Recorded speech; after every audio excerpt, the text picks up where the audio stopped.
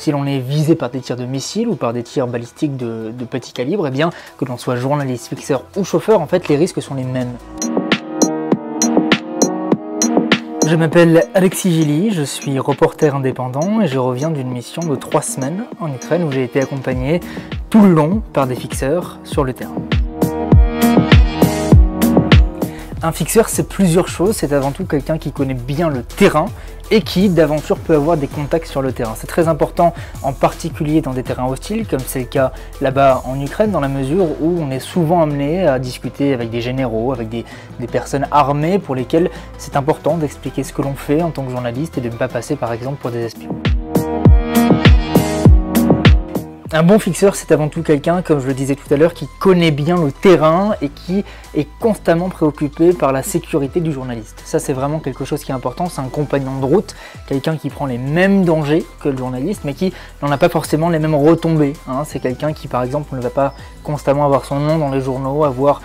la reconnaissance qu'il mérite. Alors en Ukraine, on a été nombreux à essayer de les mettre en avant sur Twitter, à repartager leur travail, mais un bon fixeur, c'est avant tout quelqu'un qui va réussir à éviter les ennuis. La différence entre un homme sage et un homme intelligent, c'est que l'homme intelligent sait résoudre le problème que l'homme sage a su éviter. C'est un petit peu pareil. Un bon fixeur, c'est quelqu'un qui sait éviter les problèmes, car sur le terrain, ça peut très vite tourner au vinaigre.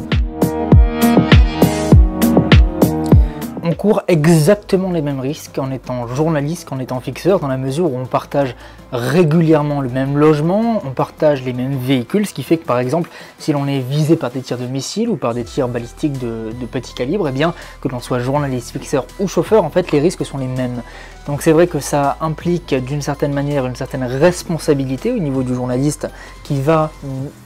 avoir tendance des fois à sous-estimer un petit peu le danger pour aller au scoop, pour aller au plus près de l'action, parce que c'est là que l'actualité se vit, mais il ne faut pas oublier que c'est des gens qui ont aussi des familles, des gens qui, malgré l'horreur de la guerre qui traverse leur pays, eh bien, ont aussi des choses à protéger. Les fixeurs en général dans les terrains hostiles, c'est pas forcément leur métier de base. Ce sont des gens qui étaient boulangers, artistes ou journalistes et qui vont se trouver une vocation de fixeur parce que c'est d'un point de vue financier très intéressant. On parle par exemple d'un SMIC qui est à 300-400 € net en Ukraine et qui,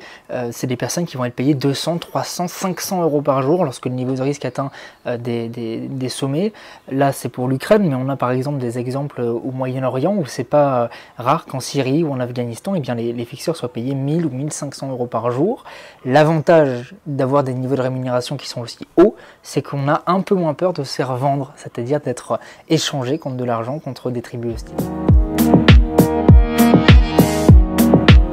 Le fixeur, c'est soit la personne qui vous protège, soit la personne qui vous met le plus en danger. Donc avant de trouver un bon fixeur, eh bien, il faut surtout discuter avec les personnes qui sont déjà sur place, c'est-à-dire les collègues d'une chaîne ou d'un journal en particulier qui peuvent nous recommander un fixeur. Lorsqu'on arrive en premier quelque part dans une ville, sur un terrain, c'est difficile parfois d'avoir des contacts et souvent les fixeurs se font rares lorsque l'attention médiatique est au sommet. Donc en général, on est amené souvent à rencontrer des gens plutôt dans la rue, à discuter avec le fixeur qui a peut-être un ami, sa femme, un collègue, qui sont pas vraiment de métier, de profession des fixeurs, mais qui vont jouer le rôle d'interprète et souvent on fait avec.